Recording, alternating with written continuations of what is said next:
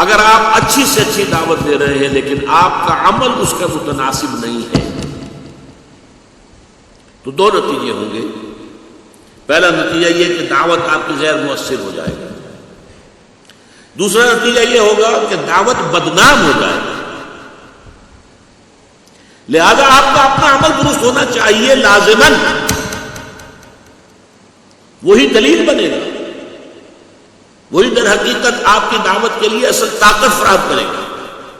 وعمل صالحا, یہ شرط لازم ہے. البتہ اس میں ایک نقطہ ہے, وہ سمجھ لیجئے. ظاہر بات ہے کہ انسان کامل کبھی بھی نہیں ہو سکتا, کہیں نہ کہیں کوئی کمی کوئی خامی تو رہ جائے گی نا, کامل کبھی ہوگی.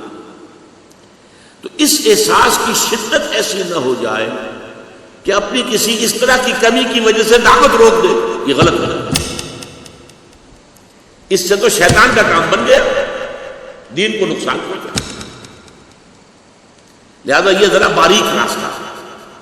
جیسے آپ سنتے ہیں کہ وہ قیامت میں حشر میں جو پل صراط ہے وہ بال سے زیادہ باریک اور تلوار کی دھار سے زیادہ تیز ہے. ایسی دنیا میں ایکسٹریمز کے مابین جب آتا آدمی نقطۂ عدل پر آتا ہے, اعتدال پر, درمیانی راستہ, وہ بڑا باریک ہوتا ہے. اگر اس وجہ سے آپ ان کا رکنا نہیں چاہیے. اگر آپ میں کوتاہی بھی ہے دعوت حق دیتے رہے. کچھ لوگ ایسے بھی ہوتے ہیں, تھوڑے ہوتے ہیں لیکن ہوتے ہیں, جو عمل کر سکتے ہیں اس بات پر کہ انظروا الی ما قال ولا تنظروا الی من قال. دیکھو, تم دیکھا کرو کہ کیا کہا گیا ہے, اس پر غور کرو, یہ نہ دیکھو کس نے کہا. کوئی آدمی جو اچھا نہیں ہے آپ کو ہیرا دے رہا ہو تو ہیرا آپ دینے سے انکاری کرے گا. لہذا تم یہ دیکھو جو بات وہ کہہ رہا ہے وہ اچھی ہے تو اس کو قبول کرو. انظروا الی ما قال, دیکھا کرو کہ اس نے کہا کیا ہے, وہ صحیح ہے غلط ہے اچھی ہے بری بات ہے. ولا تنظروا الی من قال, ادھر مت دیکھا کرو, ہو سکتا ہے اس میں کوئی کوتاہی ہو, کوئی کمی ہو. تو اب یہ دونوں پہلو میں نے آپ کے سامنے رکھ دیے. ایک تو یہ کہ مثبت طور پر تو لازم ہے, یہ ہونا یہ چاہیے آپ کا عمل درست, موٹے موٹے اعمال تو درست ہو. حرام چیزوں سے تو آپ نے اجتناب کر لیا ہو, ٹھیک ہے. کسی مکروہ تنزیہی کسی کام کے اندر اگر آپ مصروف ہیں, چلیے اللہ تعالیٰ معاف فرمائے. اگر کوئی چھوٹے چھوٹے گناہ ہیں, صغائر ہیں, وہ خود بخود بھی دھلتے رہتے ہیں, خود بھی ختم ہو جاتے ہیں. کامل انسان کبھی نہیں ہوگا. لہذا ایسا نہ ہو کہ شدت ہو آپ کو کہ میرے دامن پر تو یہ دھبے موجود ہیں, اور یہ اسی کو زیادہ ہوگا جس کے اندر زیادہ نیکی پیدا ہو جائے گا, جس میں اپنے اندر زیادہ تقویٰ ہوگا, اس پر اپنی خامیاں کوتاہیاں زیادہ نمایاں ہو جائیں گی, اور اس کی وجہ سے وہ دعوت الی الخیر اور دعوت الی اللہ کا کام روک دے تو یہ نقصان دہ بات ہے. بلکہ یہ ہو سکتا ہے کہ وہ خیر کی دعوت دیتا رہے تو یہ اور کو سجیشن کے درجے میں خود اس کے لیے مفید ہو جائے کہ انسان سوچے کہ میں یہ کہہ رہا ہوں تو مجھے اس کے اوپر پورا اترنا چاہیے. بہرحال ان دونوں چیزوں کو سامنے رکھیے. وَمَنْ أَحْسَنُ قَوْلًا مِّمَّنْ دَعَا إِلَى اللَّهِ وَعَمِلَ صَالِحًا وَقَالَ إِنَّنِي مِنَ الْمُسْلِمِينَ. یہ دوسری شرط ہے, اور وہ یہ کہے کہ میں بھی مسلمانوں میں سے ہوں. اس کی کیا معنی ہے؟ ایک تو یہ کہ یہ کلمہ تواضع ہے, میں کوئی اپنے آپ کو بڑی شے نہیں سمجھتا, ہاں مسلمانوں میں سے میں مسلمان ہوں. جتنا آدمی اونچا ہو اتنا ہی سر جھکائے. جیسے کہ بہترین مثال جو ہے شیخ سعدی دیتے ہیں کہ درخت کے اوپر جب پھل لگ جاتا ہے تو شاخیں جھک جاتی ہیں. اگر تمہیں اللہ تعالیٰ نے اعمال صالحہ کے پھل لگا دیے تمہارے جسم میں, تمہارے وجود میں, تو جھکو, اکڑو نہیں, جھکنا. یہ ہم پڑھ چکے ہیں تیسرے درس میں بھی. وَلَا تُصَعِّرْ خَدَّكَ لِلنَّاسِ وَلَا تَمْشِ فِي الْأَرْضِ مَرَحًا إِنَّ اللَّهَ لَا يُحِبُّ كُلَّ مُخْتَالٍ فَخُورٍ. تو یہ شیخی خوری نہ ہو جائے, اپنے آپ کو بڑا نہ سمجھنے لگے. یہ ہوتا ہے. اگر اللہ نے مجھے کوئی توفیق دے دی ہے کسی برائی سے بچنے کی, اور میں کسی اور اپنے بھائی کو دیکھتا ہوں اس برائی میں ملوث, تو ایک احساس ہوتا ہے میں اونچا ہوں, یہ نیچا ہے. یہ نہیں, یہ پیدا ہوا آپ کی دعوت کی تاثیر ختم ہو گئی. برائی سے نفرت کریں, برے سے نفرت کریں. برا تو مریض ہے, مریض سے کبھی نفرت نہیں کی جاتی. مریض سے کبھی ناراض نہیں ہوتی. مریض جو ہے تو مریض سے اس کو مریض کی حیثیت سے ٹریٹ کی. تو مرض سے جنگ ہے، مریض سے جنگ نہیں ہے. مریض کے ساتھ تو آپ کی خیر خواہی ہے، آپ اس کی بہتر سے بہتر جو ہے چاہتے ہیں کہ جلد سے جلد شفائے عاجلہ کاملہ حاصل ہو جائے. اس اعتبار سے ذرا بھی اپنے اندر اگر گھمنڈ پیدا ہو گیا، غرور پیدا ہو گیا، اگر زوم پیدا ہو گیا، عجب پیدا ہو گیا، یہ وہ چیزیں ہیں. حضور نے فرمایا ثلاث مہلکات و ثلاث منجیات، تین چیزیں ہیں نجات دلانے والی اور تین چیزیں ہلاک کرنے والی.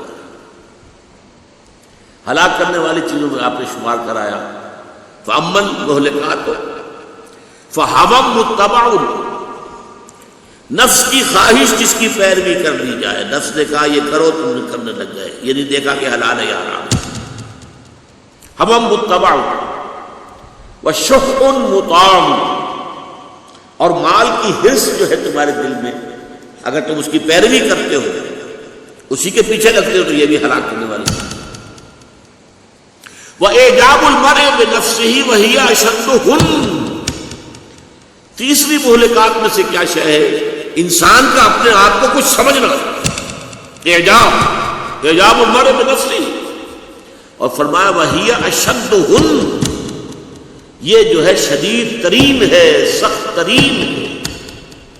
یہ ان تمام مہلکات میں ہوا متبعون سے بھی زیادہ شدید اور شوق مطاعن سے بھی زیادہ شدید. اعجاب المرء بنفسه وهي اشدهن. تو اس کا ایک مطلب تو یہ ہے کہ اننی من المسلمین، میں بھی مسلمانوں میں سے ہوں، میرے اندر بھی کوتاہیاں ہیں. بھائی یہ جو آپ کے اندر یہ معاملہ ہے، ذرا اس کی اصلاح کر لیجیے. آپ بہت اچھے آدمی ہیں، بہت عمدہ کا کردار ہے، یہ ایک داغ ہے، دھبا ہے، دھو لیجیے. پھر یہ کہ یہ بات کہی جائے، تنہائی میں کہی جائے، اکیلے میں کہی جائے، پبلک میں ڈنکا نہ پیٹا جائے، اس کا ڈھنڈورا نہ پیٹا جائے، جس سے اس میں ایک ریئیکشن پیدا ہو. عزت نفس جو ہے وہ انسان کی مجروح ہوتی ہے کہ اس نے مجھے پبلک کے اندر جو ہے ذلیل کر دیا، تو اس کا نتیجہ الٹا نکلے گا. اسے بڑی حکمت کے ساتھ ادعو الی سبیل ربک بالحکمت والموعظۃ الحسنۃ وجادلوا باللتی احسن، اپنے رب کے راستے کی طرف بلاؤ، لیکن کس طور سے؟ حکمت کے ساتھ بلاؤ اور اچھی نصیحت، واعظ حسنہ. اور کہیں جھگڑنا پڑ جائے تو بھی خوبصورتی کے ساتھ جھگڑو. دوسرا اس کے اندر ایک اور مفہوم ہے، اور وہ یہ ہے فرقے واریت سے بچنا. کوئی صالح آدمی، کوئی بھی اللہ کا ولی، کوئی بھی داعی اللہ، وہ کھڑے ہو کر اپنا جو ہے فرقہ علیحدہ بنا، یہ بڑی تباہی. قال اننی من المسلمین، ہم بھی مسلمان ہیں. بس جماعت ایک مختلف ہے. مسلمانوں میں سے کچھ لوگ ایک کام کے لیے جمع ہو جائیں، وہ جماعت ہے. فرقہ ایک مختلف ہے، وہ نسل منتقل ہوتا ہے. فلاں فرقے کے باپ ہے تو فلاں اسی کا بیٹا ہو جائے گا. جماعت میں آدمی شریک ہوتا ہے اپنے اختیار سے، اپنے سمجھ سے، اپنے فہم سے، کسی مقصد کے خاطر، کسی نصر عین کے لیے اس کا اپنا چوائس ہوتا ہے، اس میں شامل ہوتا ہے. لیکن تفرقہ جو ہے، ولا تفرقوا، فرقہ جو ہے، فرقے بازی، فرقہ پرستی، نیا فرقہ بنا دینا، نیا نام رکھ لینا اپنے لیے نہیں.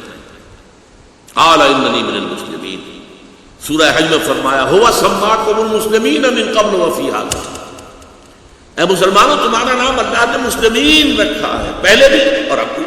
قرآن میں بھی تمہارا نام مسلمین ہے، اور اس سے پہلے امت مسلمۃ، حضرت ابراہیم اور اسماعیل نے دعا کی تھی پروردگار ہماری اس اولاد میں سے ایک امت مسلمہ برپا کی، اور ان میں ہی اپنا ایک رسول اٹھائی ہے صلی اللہ علیہ وسلم، جو انہیں تیری کتاب کی آیات پڑھ کے سنائے اور کتاب کی تعلیم دی اور حکمت دے، حکمت سکھائے اور ان کا تزکیہ کرے، انہیں پاک کرے.